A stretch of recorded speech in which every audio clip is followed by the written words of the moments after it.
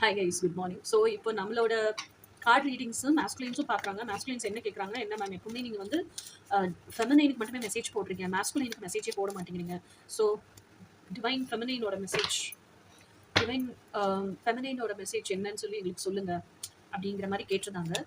So இது வந்து divine ஃபெமினைனோட மெசேஜ் மேஸ்குலினுக்கு, எர்த்லி மேஸ்குலினுக்கு. ஸோ இது வந்து டிவைன் ஃபெமினைனோட மெசேஜ் எர்த்லி மேஸ்குலினுக்கு. Divine feminine or a message earthly masculine. Divine feminine or a message earthly masculine.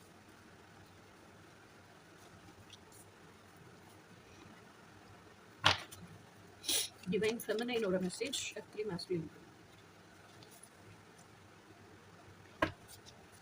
Divine feminine or a message earthly masculine.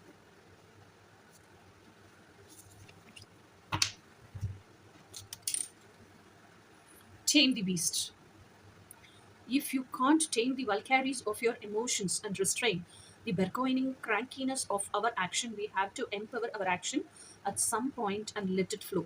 So நமக்குள்ளேயே இருக்கிற நம்மளோட எமோஷன்ஸோட கேங்கினஸ், நம்மளுக்குள்ள இருக்க வல்னரபிலிட்டி, இதெல்லாம் ஓப்பன் பண்ண முடியல, எமோஷன்ஸை டேம் பண்ண முடியல அப்படின்னா நம்மளால வேற எதையுமே மாற்ற முடியாது. ஸோ ஏதோ ஒரு பாயிண்ட்ல நீங்க அதை டேக் பண்ணி தான் அப்புறம் மாற்றி தான் ஆகணும் அப்படிங்கிறது டிவைன் ஃபெமினைன் எர்த்லி மேஸ்குலைனுக்கு சொல்றாங்க.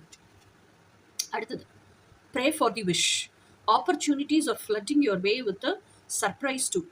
Your dreams will finally come to fruition. Use your energy to focus on what you want only. எது வேண்டாமோ அதை நினைக்கவே கூடாது, எது வேணுமோ அதில் மட்டும் தான் ஃபோக்கஸ் அண்ட் கான்சன்ட்ரேஷன் இருக்கணும். அப்போ எது வேணுமோ அதை டிவைன் சுப்ரீம்கிட்ட கேட்டு சரண்டர் பண்ணுங்க. ப்ரே ஃபார் யுவர் விஷ் அப்படிங்கிறதா இந்த கார்டு. அடுத்த கார்டு வந்து receiving divine knowledge. May we all be blessed with this wisdom and a new way of seeing life. May we all learn mindful acceptance and move forward in life. தெரியுதா?